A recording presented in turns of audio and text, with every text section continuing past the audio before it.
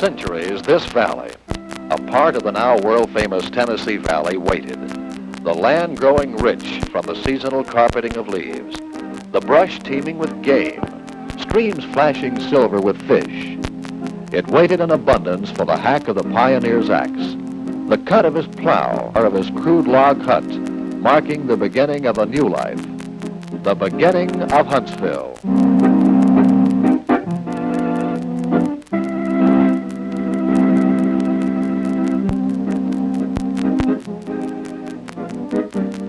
The people of Huntsville today look to John Hunt as the founder of their town, for it was he who built the first two-room cabin on a bluff overlooking the Big Spring.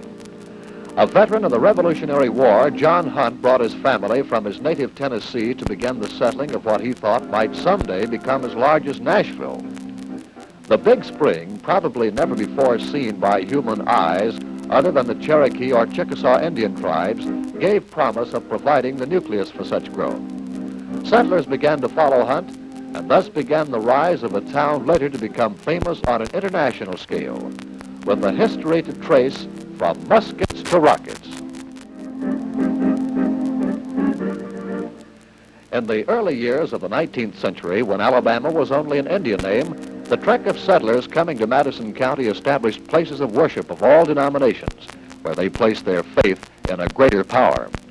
A religious atmosphere still prevails that is found in few cities of Huntsville's size and history. The many beautiful churches, some very old, live today and instill in us a confidence in our future. Their presence keeps our roots headed in the right direction. Huntsville has always been the county seat of Madison County and has had 4 courthouses located in what was originally the center of Huntsville. This, the 3rd courthouse, was built in 1914. On its grounds were markers and monuments dedicated to the past, such as our Confederate dead, our Revolutionary War dead, World War dead, and the founding of our county, formerly a part of the Mississippi Territory. The courthouse has served as the focal point for meetings and gatherings of all kinds. Political gatherings, auctions, calf shows, spiritual singings, parades, trading, preaching, band concerts, promenades, conventions, and hundreds of other historic events have passed its doors. Huntsville is proud of its history and is preparing to meet the challenge of its future. Huntsville's colorful past is reflected in its beautiful historic homes, dating back to the early 1800s. Its scenic beauty is enhanced by the events of recorded history which tell the story of Huntsville from its very beginning. A story that tells of a proud and hospitable people. A story that finds ranch-style houses today near an antebellum home.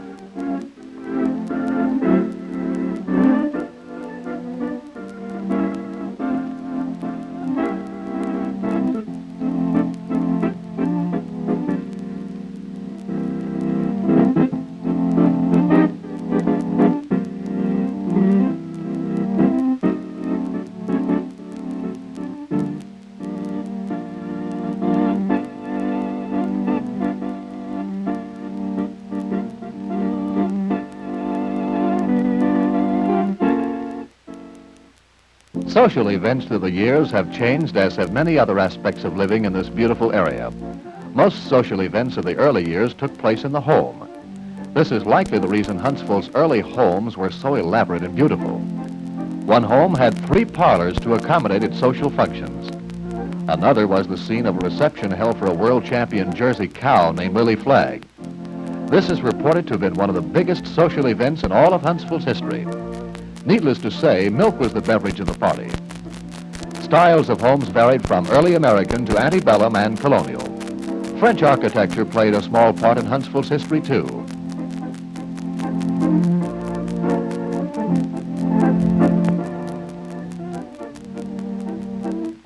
Weddings took place in the homes of the brides, and in most cases, only the family attended. Of course, the courtship was quite different in those days, too. It seems that the Southern belles of old were quite demure and reticent in their display of affection. Compare this with the helter-skelter of today's courtship.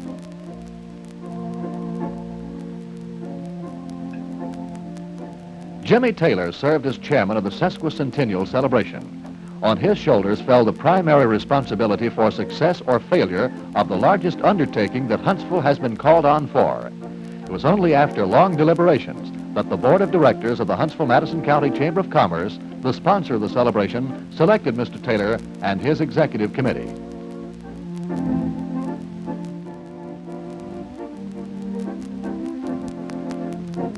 The Sesquicentennial, or Huntsville's 150th birthday, was staged for the week of September 11th through the 17th, 1955. It was acclaimed as the largest, most successful project ever held in Huntsville. The town square was transported to another and perhaps more colorful age as the big Sesquicentennial celebration got underway. To add to all the fun, men grew beards of all types and descriptions known to be popular in early pioneer days. Growing of the beards was started as early as spring, so as to be ready for the celebration in September and for the judging for those who entered contests for best beards. It is estimated that 9,000 men grew beards. The ladies prepared for the important part they played by making beautiful lace-trimmed antebellum dresses that featured tight-fitting waists with points in front or straight around with ribbon sashes. Skirts were gathered or pleated to the waists with 8 to 10 yards around the hemline.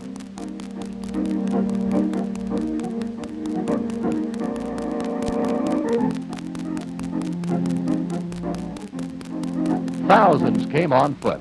Some rushed around the square in vehicles, and many gaped in awe as they watched the ladies in their hoop skirts and lace, and the gentlemen wearing cutaway coats made more jaunty by swinging canes and high hats. The younger generation, not to be outdone by their elders, were on hand in costumes too, replicas of their parents. Little girls struggled bravely to smooth down little hoop skirts that gyrated awkwardly as they walked. Small boys mimicked the careless ease of the men as their high-top hats slipped down over their ears.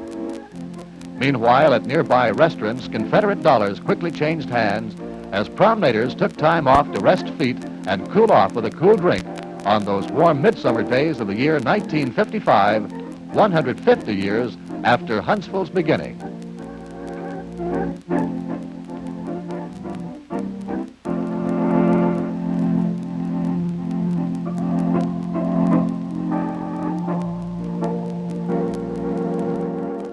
Keystone cops were on hand everywhere to enforce the laws of kangaroo court, making sure that all clean-shaven men had licenses to shave and that ladies wearing jewelry and cosmetics paid license fees to do so too. Sessions of kangaroo courts always drew a good crowd. If a lady was seen on the city streets on certain designated days wearing makeup, jewelry, or attire other than the antebellum costumes without a proper license, the Keystone cops hauled her in for punishment. Men who violated the law of the Sesquicentennial by shaving without permits were also hauled in as violators. Punishments, of course, were in good, clean fun. And certainly fun was had by all. The cops, violators, court officials, and particularly by the spectators.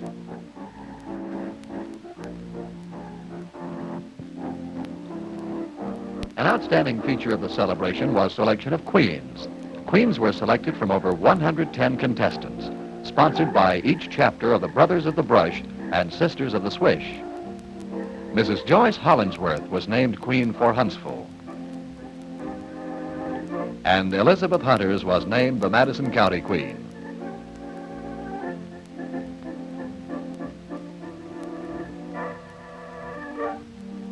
And here we see the colored queen crowned by a state official.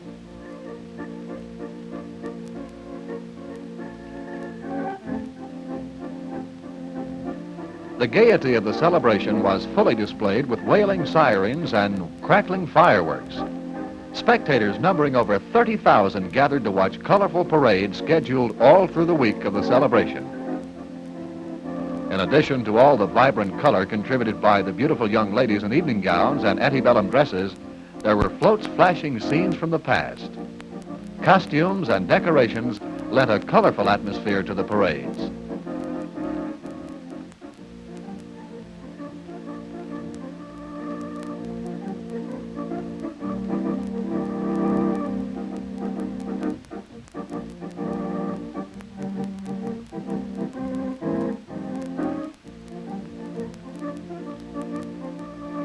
A two-wheel covered wagon pulled by a cow and a mule, accompanied by two hound dogs and a goat.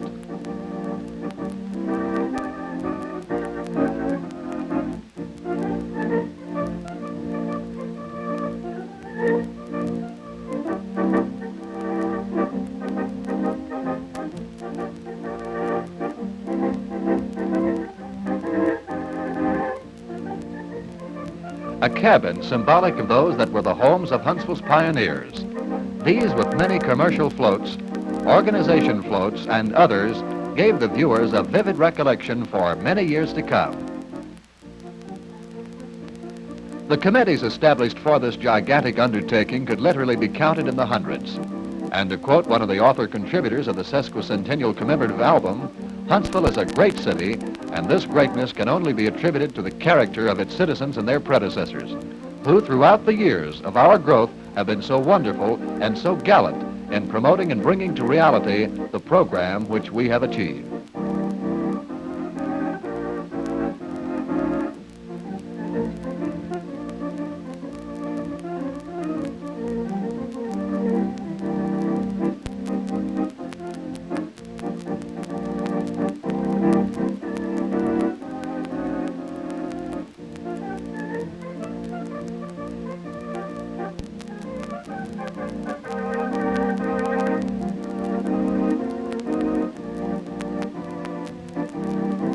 This is a bicycle built for how many? 1, 2, 3, 4, 5. Oh, the good old days.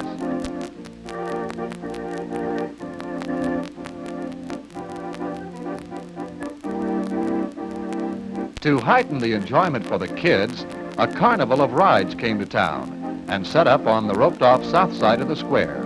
And everybody certainly had his share of the fun. All Huntsville was well represented in the parade, and in addition were many honored guests from over the entire nation. There were special days with special occasions set aside for each day of the celebration, such as the Governor's and Homecoming Day, Business and Industry Day, Redstone Arsenal Day, Brother of the Brush and Sister of the Swish Day, Youth and Civic Club Day, and Agriculture and Congressional Day. Each day, however, had the same slogan, all day, every day, downtown, viewing of merchants' historical window displays.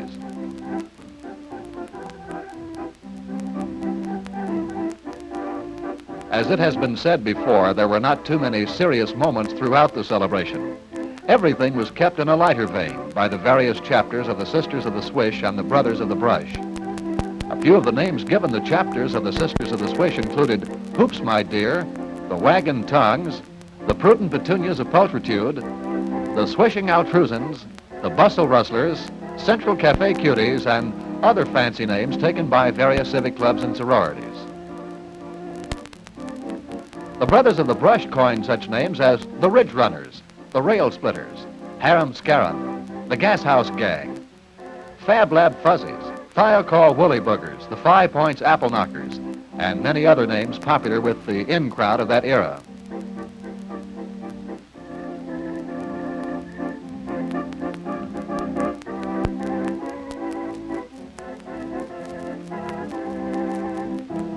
During the week of the celebration, festive occasions were planned all around the city, including name bands for dances, parties, and other lighthearted events.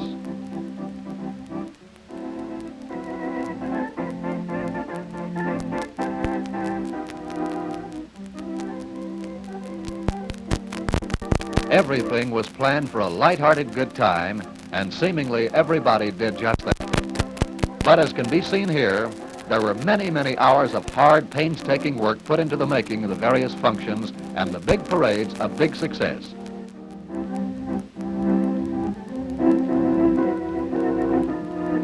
A shaving contest was a major source of fun for all, with whiskers come flying off fast and furiously. After months and months of wearing the chin fuzz, some were actually hesitant to part company with their beards. But the fun they had will be long remembered.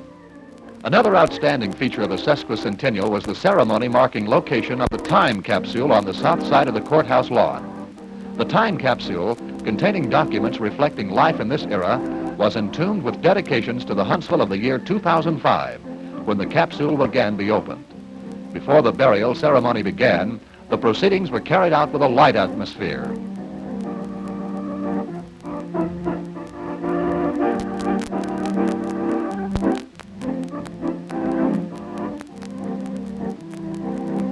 Included among the documents buried were letters from governmental, civil, and military authorities addressed to their counterparts 50 years from the date of burial. Papers, histories, records of school children, and many other items were included in the capsule. Many persons who rendered particularly invaluable services during the Sesquicentennial were presented special plaques. Barring unexpected catastrophes, such as bombing or vandalism, it was predicted that the contents of the vault would be recovered in the same condition as the day they were entombed.